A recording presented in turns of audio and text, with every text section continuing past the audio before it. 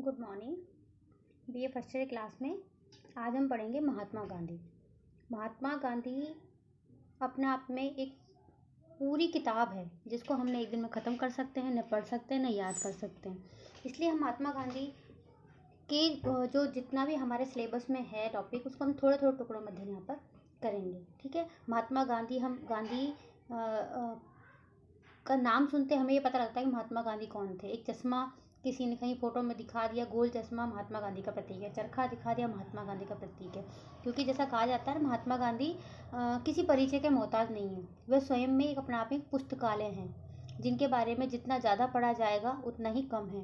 भारतीय इतिहास और राजनीति के महानतम राष्ट्रपिता, महानायक राष्ट्रपिता महात्मा गांधी के योगदान को देश सदैव याद रखेगा। आज़ादी की लड़ाई में अंत तक ये डटे रहे थे और ब्रिटिश सत्ता को यहाँ से जड़ से उखाड़ फेंकने में उन्होंने भूमिका निभाई थी। इसके लिए उन्होंने पूरा साहस दिखाया, दृढ़ निश्चय किया और अपना जो विचार थे उनको उन्होंने खुद पर भी लागू करके एक हमें मार्गदर्शन दिखाया था। भारत को आज़ाद कराने में युद्ध में एक प्रहरी और एक मार्गदर्शक के रूप में इन्होंने भूमिका निभाई थी और इसी कारण इस महापुरुष को आज भी हर जगह हर उसके लिए याद किया जाता है। ठीक है। तो महात्मा गांधी के हम इस चैप्टर में जो हम पढ़ेंगे वो पढ़ेंगे इनका जीवन परिचय। ठीक है। आज की क्लास में गांधी दर्शन के प्रेरणा स्रोत, यानी गांधी जी को प्रेरणा कहाँ से मिली अपने विचारों के लिए, और गांधी जी ने फिर कौन कौन सी पुस्तकों की रचना की। ठीक है। जो जीवन परिचय है उसमें से बहुत सारे छोटे छोटे क्वेश्चन निकल कर आते हैं और वही क्वेश्चन एग्जाम में पूछे जाते हैं। इसलिए हम जीवन परिचय को पूरा पढ़ेंगे भी और उसमें हम क्वेश्चन भी बीच में निकालते जाएंगे। ठीक है। आप चाहो तो उनको नोट कर सकते हैं। ठीक है ना। महात्मा गांधी मूल रूप में एक आध्यात्मिक संत थे। ठीक है। उनका मूल उद्देश्य धार्मिक जीवन व्यतीत करना था, लेकिन महात्मा गांधी की धर्म संबंधी धारणा पारलौकिक नहीं वरन लौकिक थी। ठीक है। जैसे वे कहते थे कि मैं उस समय तक धार्मिक जीवन व्यतीत नहीं कर सकता जब तक कि स्वयं को संपूर्ण मानवता के साथ एकीकृत न कर लेता, और यह मैं उस समय तक नहीं कर सकता जब तक कि राजनीति में भाग नहीं लेता। यानी कि वो राजनीति में भाग लेना एक तरह से अपने धार्मिक जीवन का ही पार्ट मानते थे। ठीक है। परिस्थितियों से बाध होकर इस आध्यात्मिक संत ने न केवल राजनीतिक जीवन में प्रवेश भी किया, बल्कि भारत के स्वतंत्रता संग्राम में भारत की जनता का अत्यंत सफलतापूर्वक नेतृत्व भी किया था। ठीक है। लेकिन राजनीतिक क्षेत्र में इतना सब कुछ करने के बाद भी महात्मा गांधी जो अपना मूल स्वरूप था कि वो आध्यात्मिक संत थे, उसमें ही वो बने रहे थे। उन्होंने आध्यात्मिक तथा नैतिक दृष्टिकोण के आधार पर विविध राजनीतिक, सामाजिक, धार्मिक समस्याओं का अध्ययन किया और उन पर विचार किया। ठीक है। गांधी जी थे व्यक्तिगत कार्यों एवं राजनीतिक कार्यों में अंतर नहीं करते थे। उनके अनुसार सभी कार्य एक जैसे हैं, एक से हैं। राजनीति और नीति एक ही सिक्के के दो पहलू हैं।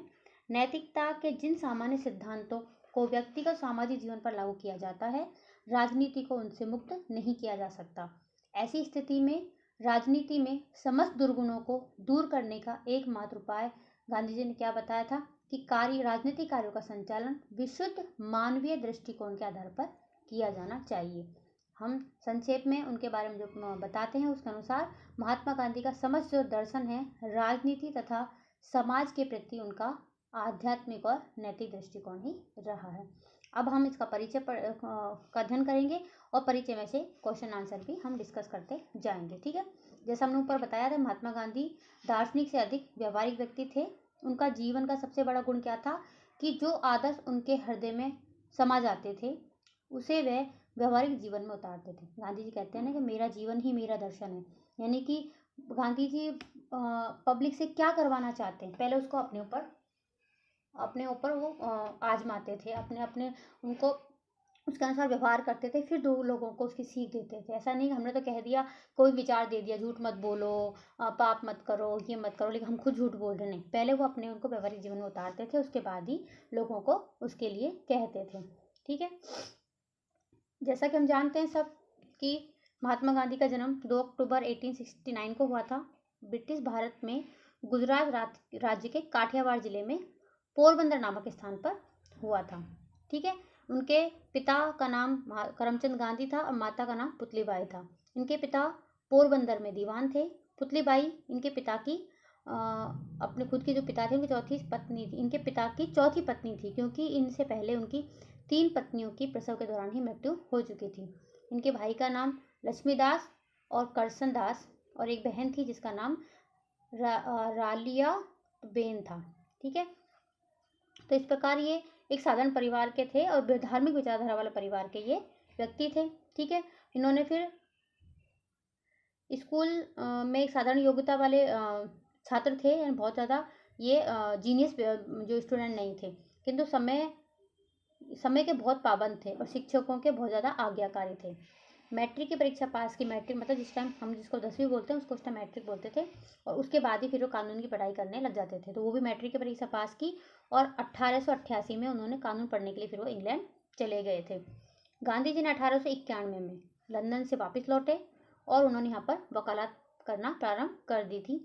काठियावाड़ तथा बम्बई में थोड़े दिनों तक उन्होंने वकालत की। उसके बाद में धनी सेठ थे गुजराती मुसलमान की ओर से एक मुकदमे की पैरवी करने के लिए वो दक्षिण अफ्रीका गए। ठीक है, क्वेश्चन बनता है कि महात्मा गांधी सबसे पहले दक्षिण अफ्रीका किस कारण से गए, यानी क्यों गए थे? तो उनका उत्तर क्या है कि गुजराती मुसलमान की तरफ से एक केस लेकर गए थे, केस की पैरवी करने के लिए। ठीक है, तो क्वेश्चन हमारा यहीं से चालू हो जाते हैं, नोट डाउन करते जाना। दक्षिण अफ्रीका के काले गोरे के भेद और अपने देशवासियों की दयनीय दशा को देखकर उनको तीव्र आघात पहुंचा। दक्षिण अफ्रीका के अंदर जो लोग थे वहाँ पर काले और गोरों का बहुत ज़्यादा भेद करते थे आपस में, और उनके साथ में छुआछूत जैसा व्यवहार करते थे, जिसको देखकर उनको बहुत आघात पहुंचा था। यहीं से उनका सार्वजनिक जीवन प्रारंभ हो, यानी इन चीज़ों को देख कर ही वो सार्वजनिक, मतलब है कि उन्होंने समाज के जो व्यवस्था है, समाज में अपना योगदान है, उसमें उन्होंने भूमिका निभाना प्रारंभ कर दिया था, समाज के बारे में सोचना प्रारंभ कर दिया था। 1906 से उन्होंने दक्षिण अफ्रीका सरकार के एशियाटिक रजिस्ट्रेशन एक्ट के विरुद्ध सफलतापूर्वक सत्याग्रह किया। ठीक है, यानी कि सबसे पहले सत्याग्रह किया था उन्होंने दक्षिण अफ्रीका में, वहाँ का एशियाटिक रजिस्ट्रेशन एक्ट था उसके विरुद्ध किया था। दक्षिण अफ्रीका में इस प्रकार की सफलता प्राप्त करने के बाद महात्मा गांधी ने 1914 में भारत की राजनीति में प्रवेश कर लिया था। जो उन्होंने वहाँ पर सत्याग्रह किया था वो वहाँ सफल हो गया, तो फिर भारत आए। भारत आने के बाद में उन्होंने भारत की राजनीति में प्रवेश किया था। इस समय गांधी जी को अंग्रेजों की न्यायप्रियता में विश्वास था। जब गांधी जी ने राजनीति में प्रवेश किया भारत की में, तो अंग्रेजों को अच्छा समझते थे, न्यायप्रिय समझते थे और उनकी न्यायप्रियता में विश्वास भी करते थे। इसलिए उन्होंने भारतीय जनता को कहा कि बिना शर्त तुम अंग्रेजों की सहायता करो। ठीक है, गांधी जी ने भारत में अपना राजनीतिक जीवन चंपारण के सत्याग्रह से प्रारंभ किया, यानी कि जब सबसे पहले राजनीति में प्रवेश किया तो चंपारण में सत्याग्रह किया। एक सत्याग्रह वहाँ करके आए थे दक्षिण अफ्रीका में, उसके बाद भारत आए। भारत में सबसे पहले राजनीति में प्रवेश किया था चंपारण के सत्याग्रह आंदोलन के तहत ही किया था। ठीक है, चंपारण में सत्याग्रह क्यों किया था? क्वेश्चन बनता है गांधी जी ने चंपारण में सत्याग्रह क्यों किया था, यानी कि गांधी जी ने सबसे पहले जो राजनीति में प्रवेश किया था किस आंदोलन के तहत किया था? चंपारण के सत्याग्रह आंदोलन के तहत किया था। ये जो आंदोलन था वो चंपारण के अंतर्गत नील की खेती करने वाले कृषकों को अंग्रेज जमींदारों के अत्याचारों की जांच करने के लिए सरकार को कमीशन नियुक्त करने के लिए बाध्य किया था। यानी कि अंग्रेज जो थे वो चंपारण के अंदर जो किसान थे उनको नील की खेती करने के लिए वो बाध्य करते थे कि तुम नील की खेती करो। तो इसकी जो खेती के बाद उनका अत्याचार होते थे, नहीं करते थे, जैसे उनका अनुसार काम नहीं करते थे, इन अत्याचारों की जांच करने के लिए उसने सरकार से ये कहा कि कमीशन नियुक्त करो जो इसकी जांच कर सके कि यहाँ पे किसानों के साथ में कैसा व्यवहार हो रहा है अंग्रेजों का। और इस जांच की मांग के लिए उन्होंने चंपारण में सत्याग्रह किया था। ठीक है, इसके एक साल बाद यानी 1915 में खेड़ा जिले में कर नैदो आंदोलन किया था, यानी कि हम सरकार को बिल्कुल भी टैक्स नहीं देंगे, इसके लिए उन्होंने आंदोलन किया था।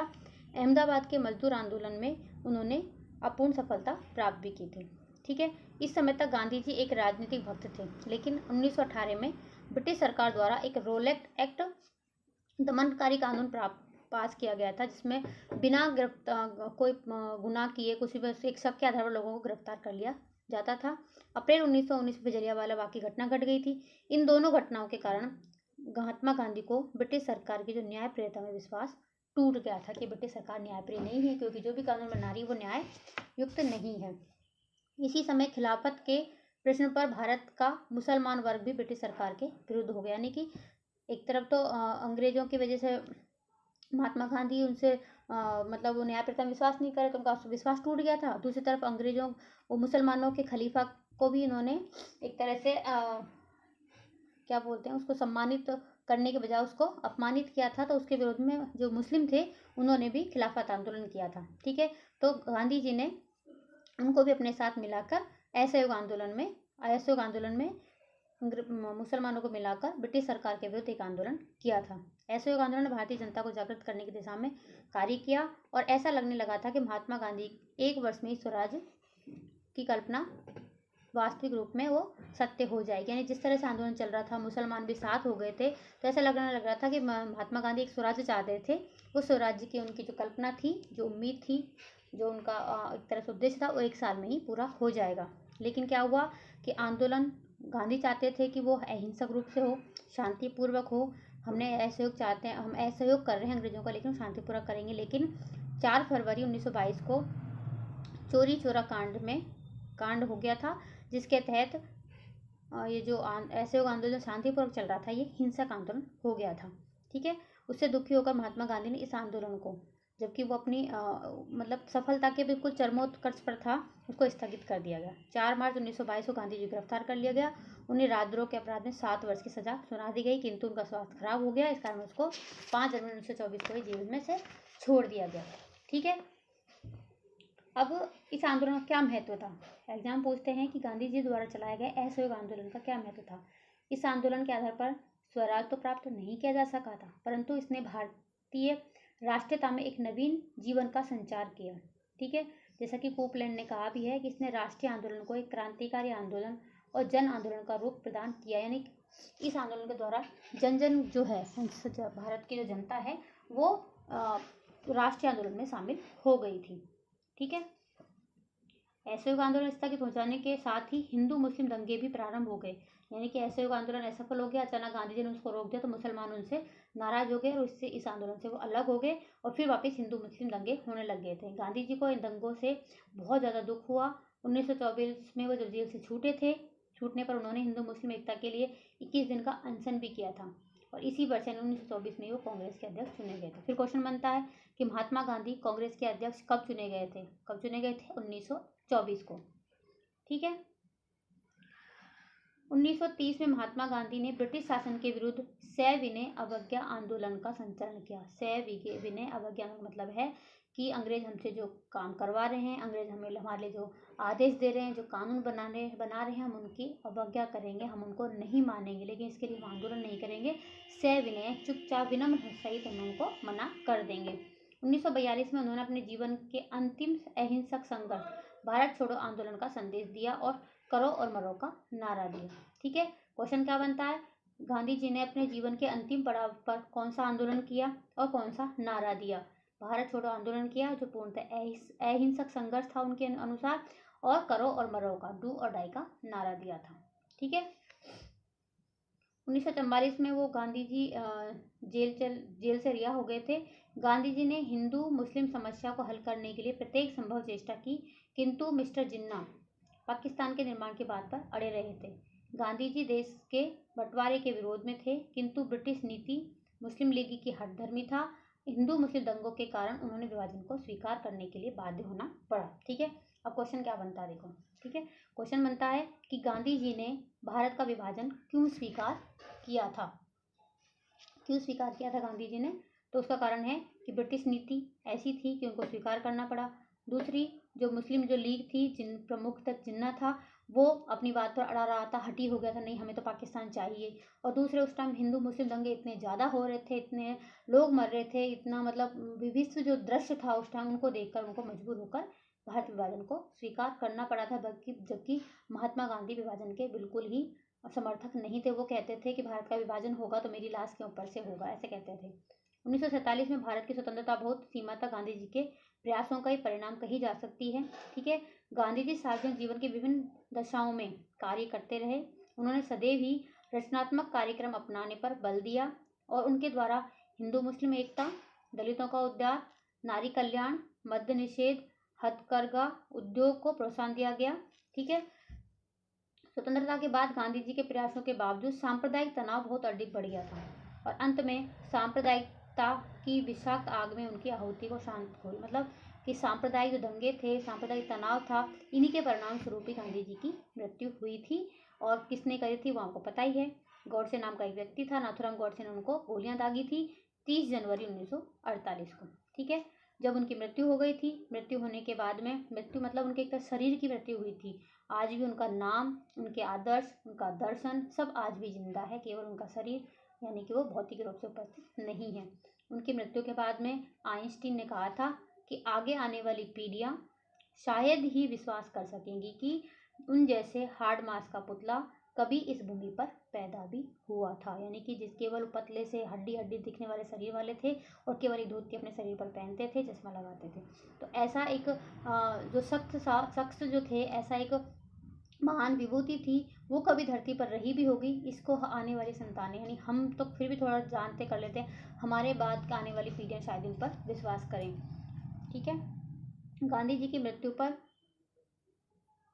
स्टैनले जोन्स ने भी कहा था कि हत्यारों की गोलियां महात्मा गांधी और उनके विचारों को अंत करने के लिए चलाई गई थी, परंतु फल ये हुआ कि उनके विचार तो स्वतंत्र हो गए और मानव जाति की एक तरह से वो इतिहास बन गए, ऐतिहासिक पोथियां बन गए, ऐतिहासिक साक्ष्य बन गए। हत्यारों ने महात्मा गांधी की हत्या करके उन्हें अमर बना दिया। मृत्यु में वे अपने जीवन की अपेक्षा अधिक बलशाली हो गए, यानी जितना जिंदा थे उतने उनके विचार इतने प्रसिद्ध नहीं थे कि मृत्यु के बाद में ज़्यादा वो जनमानस में छा गए थे। ठीक है, अब आगे हम पढ़ेंगे कि गांधी जो है, गांधी जी ने जो दर्शन दिया था, उस दर्शन की, गांधी जी ने जो विचार दिए थे, लोगों को अपनाने के लिए जो आदर्श बताते थे, उनको प्रेरणा कहाँ से मिली। ठीक है, तो उनको प्रेरणा के जो स्रोत हैं उनको हम दो भागों में बांटेंगे। एक तो खुद हमारे भारत के यहाँ से प्रेरणा स्रोत, इनको हम पूर्वी स्रोत बोलते हैं, एक पश्चिमी स्रोत, यानी कि विदेशी लेखक, विदेशी लोग, विदेशी साहित्य से भी उनको प्रेरणा मिली थी। ठीक है, महात्मा गांधी के प्रमुख प्रेरणा स्रोतों में सर्वप्रथम उनकी माता के व्यक्तिगत जीवन की पवित्रता और पिता की सादगी सदाचार को ही हम प्रमुख स्थान देते हैं। ठीक है, उन्होंने अपनी माता से वैष्णव हिंदू धर्म के संस्कार प्राप्त किए। उनके जीवन और विचार पर अन्य प्रभावों में जैन और बौद्ध धर्म, देखो पूरी प्रभावों में माताजी आ गई, पिताजी आ गए। ठीक है, जैन धर्म और बौद्ध धर्म आ गया, गीता उपनिषद आ गई, भारत के विभिन्न साधु संतों के उपदेश, प्रमुख रूप से जैन साधक श्री रायचंद्र जी के संपर्क का उल्लेख किया जा सकता है कि इनसे प्रभावित होकर इन्होंने अपना गांधीवादी दर्शन है वो दिया। गांधी जी ने अपनी विचारधारा के मूल आधार सत्य और अहिंसा को कहाँ से लिया था, क्वेश्चन आता है। गांधी जी ने अपनी जो गांधीवादी विचारधारा है, गांधी जी की जो विचारधारा है, उसमें सत्य और अहिंसा को कहाँ से ग्रहण किया, तो उत्तर क्या आएगा, जैन और बौद्ध दर्शन से उन्होंने ग्रहण किया था। ठीक है, अब आते हैं गांधी जी की विचारधारा के पश्चिमी स्रोत, यानी कि इनके अलावा उन्होंने और कहाँ से अपने विचारों को ग्रहण किया था, या विचारों के आधार बने थे। उसमें है बाइबिल का भी विशेष रूप से उसका अध्याय पर्वत प्रवचन नाम का अध्याय बहुत ही महत्वपूर्ण था। ठीक है, गांधी जी ने पर्वत प्रवचन वाले भाग से क्या सीखा कि अत्याचारी का प्रतिकार मत करो, जो हम पर अत्याचार कर रहा है उस पर प्रतिकार स्वरूप अत्याचार मत करो, जो तुम्हारे दाएं गाल पर चांटा मारे उसके सामने बायां गाल भी कर दो, अपने शत्रु से प्रेम करो। ये सारी चीज़ उन्होंने कहाँ से सीखी थी, पर्वत प्रवचन से, जो कि बाइबिल का एक अध्याय है। ठीक है, गांधी जी ने 1896 में नेपाल जाते हुए रास्ते में उनका मित्र था पोलक, उन्होंने रस्किन की पुस्तक दी थी अनटू द लास्ट को पढ़ा। ठीक है, तो पहला पश्चिमी स्रोत हो गया बाइबिल, दूसरा है रस्किन की पुस्तक unto the last. Gandhi ji ने इसको पढ़ा और उन्होंने सर्वोदय नाम से इसका गुजराती में अनुवाद किया था। अब क्वेश्चन क्या बनता है, गांधी जी ने रस्किन की किस बुक का अनुवाद किस नाम से किया था। ठीक है, तो जॉन रस्किन की पुस्तक अनटू दिस लास्ट का अनुवाद किया था, किस भाषा में किया था, गुजराती में किया था, उसका नाम क्या रखा था, सर्वोदय रखा था। ठीक है, पहला हो गया रस्किन की पुस्तक का नाम याद रखना हमको, अनटू दिस लास्ट। दूसरा आता है कि गांधी जी पर अमेरिका के एक लेखक थे हेनरी डेविड थोरो का भी इस पर प्रभाव पड़ा था। थोरो का सिद्धांत था कि भलाई को बढ़ाने वाले सभी लोगों तथा संस्थाओं के साथ सहयोग एवं बुराई को प्रोत्साहन करने वालों के साथ असहयोग किया जाना चाहिए। थोरो ने क्या सिद्धांत दिया था कि जो लोग भलाई को बढ़ा रहे हैं, अच्छी चीज़ों को बढ़ा रहे हैं, उनका तो साथ देना चाहिए, और जो बुराई को बढ़ा रहे हैं उनका हमें असहयोग करना चाहिए। थोरो मनुष्य की स्वाभाविक भलाई और राज्यहीन आदर्श में विश्वास करते थे। दास प्रथा के प्रश्न पर भी उन्होंने अमेरिकन सरकार के साथ निष्क्रिय प्रतिकार का मत का समर्थन किया था। उनका क्या विचार था? यदि दास प्रथा जैसे नैतिक प्रश्न पर राज्य की हमें आज्ञा को भंग करना है, आज्ञा का विरोध करना है, तो इस विषय पर कानून तोड़ा भी जाए तो तोड़ दिया जाना चाहिए और इस संबंध में अहिंसा का पालन करना जरूरी नहीं है। तो ये अहिंसा जब शब्द आ गया, वहाँ पर गांधी जी ने इसकी बात को ऐसे क्या स्वीकार नहीं किया। गांधी जी ने थोरो की विचारधारा को संशोधित किया और इस बात पर बल दिया कि सरकार अगर अनैतिक कानून बनाती है तो उनका विरोध अवश्य करना चाहिए, लेकिन ऐसा करते हुए हमें अपने व्यवहार में कभी भी अहिंसक नहीं होना चाहिए। व्यवहार हमेशा हमारा अहिंसक ही होना चाहिए। थोरो की किस पुस्तक से उन्होंने ये सारी चीज़ ग्रहण की थी? On the duty of civil disobedience ने भी उन पर प्रभाव डाला था। और लास्ट जो प्रभाव है वो है टॉलस्टॉय का। टॉलस्टॉय की रचना है संक्षिप्त समाचार, ठीक है, गॉस्पेल इन ब्रीफ, क्या करें, व्हाट टू डू, स्वर्ग तुम्हारे भीतर है, in the kingdom of God is within you. इन तीनों पुस्तकों का उन पर प्रभाव पड़ा। संक्षिप्त समाचार, क्या करें, स्वर्ग तुम्हारे भीतर है। एग्जाम में क्वेश्चन पूछते हैं टॉलस्टॉय की किन्हीं 2 रचनाओं के नाम लिखिए, तो तुम सोचोगे टॉलस्टॉय तुम्हारे सिलेबस में ही नहीं है, ऐसे कैसे पूछ लें? नहीं, सिलेबस में नहीं है, लेकिन किसी न किसी हम जो भारतीय विचारक पढ़ते हैं उसका परिचय हम अच्छे से पढ़ना चाहिए। परिचय में से बहुत सारे उनके जीवन के बारे में क्वेश्चन बनते हैं, बाकी तो फिर उनके विचार हैं, राजनीतिक विचार, सामाजिक विचार, आर्थिक विचार, ठीक है। उपयुक्त इनमें से अंतिम पुस्तक कौन सी पुस्तक है? स्वर्ग तुम्हारे भीतर का उन पर विशेष और स्थायी प्रभाव पड़ा। इस पुस्तक का उन्होंने अध्ययन किया। अध्ययन से पूर्व गांधी जी के मन में अहिंसा के संबंध में अनेक संदेह थे। इस पुस्तक ने उन सभी संदेहों का निराकरण कर दिया था। उपयुक्त विचारकों और उनकी रचनाओं के अतिरिक्त गांधी जी पर कार्यालय की वीर पूजा तथा हजरत मोहम्मद और उनके उत्तराधिकारियों के जीवन चरित्र का भी प्रभाव पड़ा था। तो कितने सारे प्रभाव हो गए? एक तो पूर्वी स्रोत हो गए जिसमें माता पिता, बौद्ध जैन धर्म, ठीक है। दूसरा पश्चिमी स्रोत में बाइबिल, जॉन रस्किन, थोरो और टॉलस्टॉय, ठीक है। अब क्या बचा उनका लास्ट जो पॉइंट है कि गांधी जी की कृतियां। क्वेश्चन आता है, जैसे मैंने क्लास में भी लिखा है कई बार, कि किसी भी हर राइटर जो विचारक है जो हमारे सिलेबस में है उनकी रचना जरूर याद करनी। तो क्वेश्चन आएगा गांधी जी की कोई 4 रचनाओं के नाम लिखिए, ठीक है। तो हमें इनमें से जो बहुत सारी हैं उनमें से कोई भी 4 लिख सकते हैं। गांधी जी ने अपने सिद्धांत का प्रतिपादन प्रमुख रूप से 2 पुस्तकों में, हिंद स्वराज और अपनी आत्मकथा में किया था, जिसका नाम बिल्कुल ठीक रूप में सत्य के मेरे साथ प्रयोग में रखा गया था। तो मेन पुस्तक कौन सी होगी? हिंद स्वराज और उनकी आत्मकथा। आत्मकथा का नाम क्या था? सत्य के साथ मेरे प्रयोग, माई एक्सपेरिमेंट विथ ट्रूथ, ठीक है। अपनी आत्मकथा नाम बुक नहीं है उसका, आत्मकथा का नाम है सत्य के मेरे साथ प्रयोग।